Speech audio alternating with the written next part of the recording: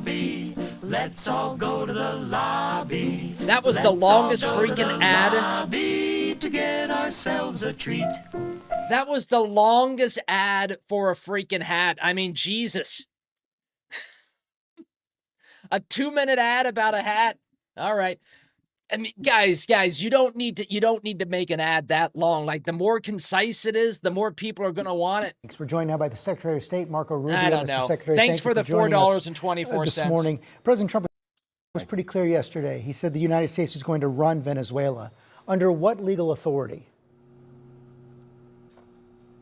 Well, first of all, what's going to happen here is that we have a quarantine on their oil. That means their economy will not be able to move forward until the conditions that are in the national interest of the United States and the interest of the Venezuelan people are $2 a minute. met. I'll take it, and that's Silver what we Wizard. intend to do. So that leverage remains. That leverage is ongoing, and we expect that it's going to lead to results here. We're hopeful that it does, positive results for the people of Venezuela, but ultimately, most importantly for us, in the national interest of the United States. We will no longer have, hopefully, as we move forward here, we'll set the conditions so that we no longer have in our hemisphere a Venezuela that's the crossroads for many of our adversaries around the world. We're going to hear the Iran same and things Hezbollah, over and over again, I think, in this, but is no longer sending us drug boats, is no longer I do want to watch all of his paradise appearances. for all those drugs coming out of Colombia. We got one more to go after into this. the Caribbean and towards the United States.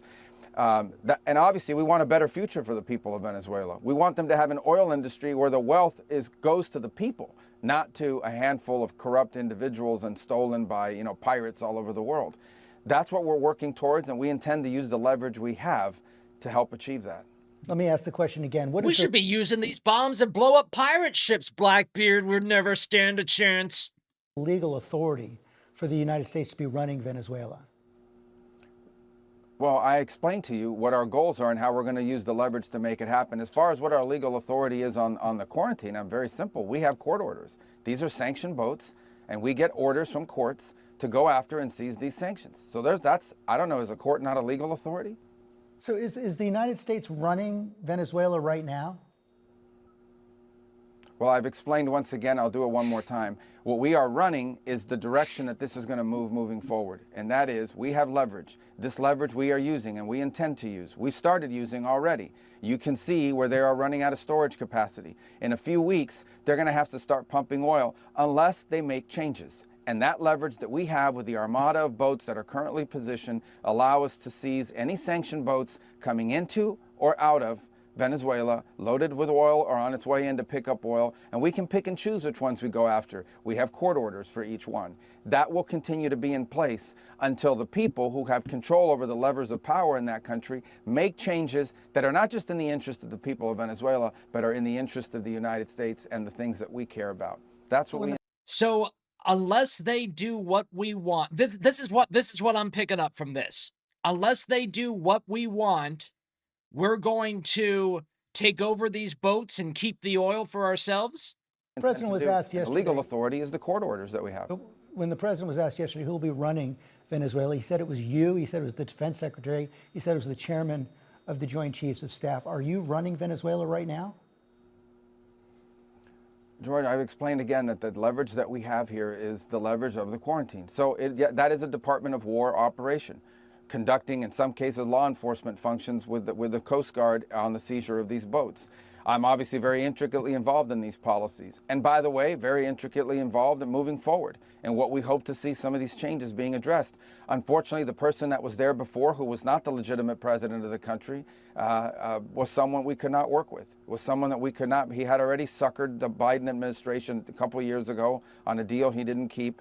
And this is someone we simply couldn't work with. We are hopeful that there are people in place now. We're going to find out. The proof will be in what they do or fail to do, that will start making some of these changes that will ultimately lead to a Venezuela that looks substantially and dramatically different from what's been in place for 15 years. But my number one objective is America. We care about Venezuela. We want it to do well moving forward. But our number one objective here is America. No more drugs, no more trained at agua gangs coming our direction, and no more an area of the country in our hemisphere that becomes a crossroads for every single adversary we have around the world. Hezbollah, Iran, all of them have turned it into their playground. That can't and will not continue under this administration. So is it your position now that the Vice President, Delcy Rodriguez, is now the legitimate president of Venezuela?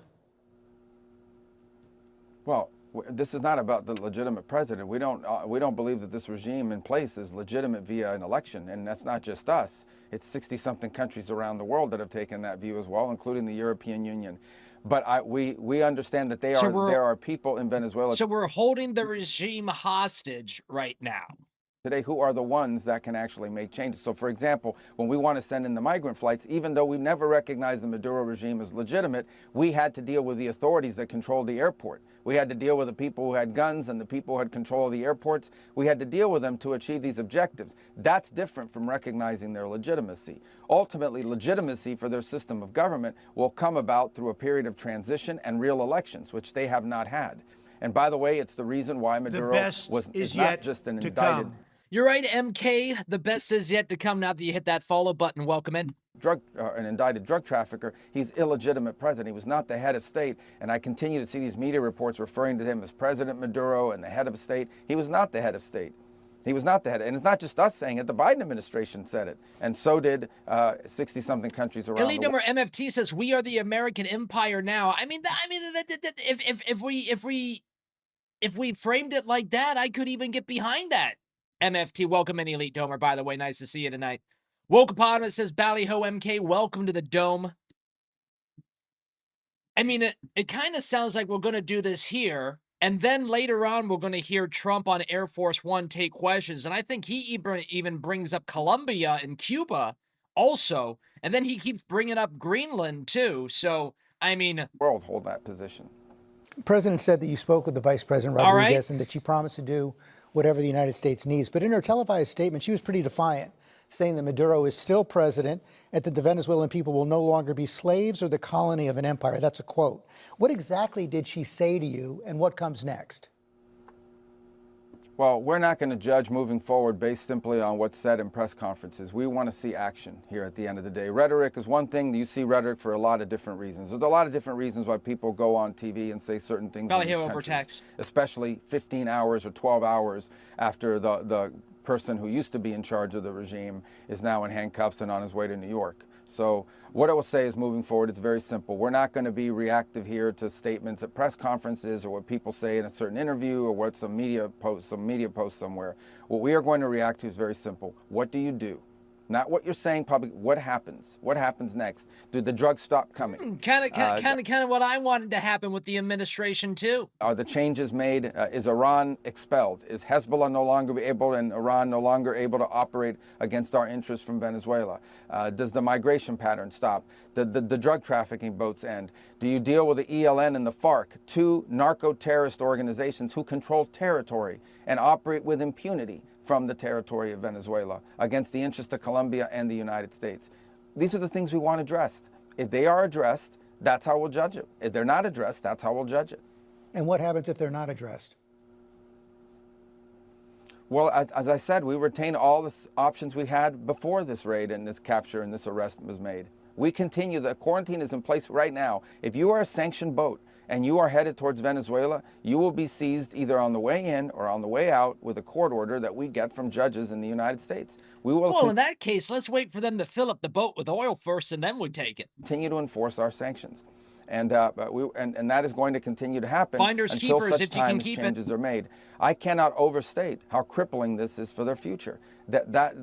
On the other hand, there's an alternative to that, and here's the alternative, and that is an oil industry that actually benefits the people. That actually goes to the benefit, not of people, of the people, not just 2 or 3 or 5 people who are stealing it, and certainly not to Iran or any of the other sanctioned entities that we're going after. But how does the United States intend to secure the oil fields? Won't that take U.S. troops? Well, ultimately, this is not about securing the oil fields. This is about ensuring that no sanctioned oil can come in and out until they make changes to the governance of that entire industry. Because right now that industry is non-existent in the traditional way. These oil fields basically are pirate operations. People literally steal the oil from the ground, a handful of, that's how they hold this regime together. A handful of cronies benefit from this oil, specific oil wells. They're producing at like 18% capacity because the equipment is all decrepit, and they basically pocket the money to their benefit. They sell the oil at a discount in global markets 40 cents on the dollar, 50 cents on the dollar, but all that money goes to them. Those oil fields have not benefited the people of Venezuela in over a decade, but they have made multi-millionaires, billionaires, out of just a handful of people, and that's what's held this regime together. That's what needs to be addressed. The way to address it to the benefit of the Venezuelan people is to get private companies that are not from Just tell us the oil is funding the Illuminati and we need to stop it. I can get behind that. Iran or somewhere else to go in, invest in the equipment that hasn't been invested in 20 years, because none of the profits that have been made from the oil have been reinvested. It's all been stolen. And that's going to take outside companies that come in and know how to do that. The people who do this stuff will know how to do it. But it all begins with dramatic changes at the way on the way that the authorities that are in charge of that industry behave. And until those changes happen, this quarantine will remain in place. Chevron is the only American company working in Venezuela right now, only American oil company working in Venezuela right now. Have you gotten commitments from any other U.S. oil companies to go in? I haven't spoken to U.S. oil companies in the last few days, but we're pretty certain that there will be dramatic interest from Western companies, non-Russian, non-Chinese companies will be very interested. Our refineries in the Gulf Coast of the United States are the best in terms of refining this heavy crude. And there's actually been a shortage of heavy crude around the world. So I think there will be tremendous demand and interest from private industry if given the space to do it, if given the opportunity to do it. And that will spin off tremendous royalties for the people of Venezuela, to benefit the people of that country, not the handful of people at the top, but the people. Okay, I don't care. And that can happen. There will be interest. I haven't spoken to for the them, but why do I care about that? Has happened. I'm certainly aware of who they are. And what are we getting out of this? Secretary Wright and Secretary Burgum and others and I know they'll soon be sort of taking an assessment and speaking to some of these companies. But I don't have any concerns that there won't be interest. There'll be tremendous interest if it can be done the right way. I'm still not clear on what the legal authority is for the United States to run the country of Venezuela, but several members of Congress and other legal experts have said this operation to take Maduro was illegal because you didn't seek congressional authorization. Why wasn't congressional authorization necessary? They're going to say this was an arrest, it wasn't not necessary a war. because this was not an invasion. We didn't occupy a country. This was an arrest operation. This was a law enforcement operation. He was arrested on the ground in Venezuela by FBI agents. I've been paying a little bit of attention to this stuff. I encourage everyone. I know it's Sunday, people are busy, but the indictments have now been unsealed. People should read this indictment. They should read this indictment. They should read what this man did for the last 15 years of his life against the United States, him and his wife. He was arrested. Obviously, this was not a friendly territory. So in order to arrest him, we had to ask the Department of War to become involved in this operation. The Department of War went in. They hit anything that was a threat to the agents that were going in to arrest them, and they hit anything that was a threat on the way out, and they hit anything that was a threat to them while they were on the ground. And that was a very limited and targeted operation. It is also a trigger-based operation. All kinds of conditions had to be in place. The weather had to be right. He had to be staying in a certain spot. Everything had to be in place for order that to happen. You can't congressionally notify something like this for two reasons. Number one, it will leak. It's as simple as that. And number two, it's an exigent circumstance. It's an emergent thing that you don't even know if you're going to be able to do it. We can't notify them we're going to do it on a Tuesday or on a Wednesday, because at some points we didn't know we were going to be able to carry this out. We didn't know if all of the things that had to line up were going to line up at the same time in the right conditions. He had to be at the right place at the right time with the right weather and all sorts of things like that. So those are very difficult to notify. But the number one reason is operational security. Bacon bits on a salad is great signups. Carried this on in harm's way, and frankly, a number of media outlets had got. I could just eat. I could just eat handfuls of bacon bits. How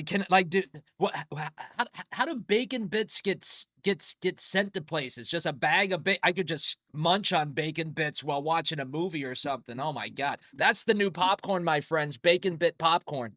Leaks that this was coming and held it for that very reason, and we thank them for doing that. Or lives could have been lost. As you know, the Congressional Gang of Eight has a history of not leaking. But you mentioned the indictment of Mr. Maduro, and of course it does detail his drug running operations.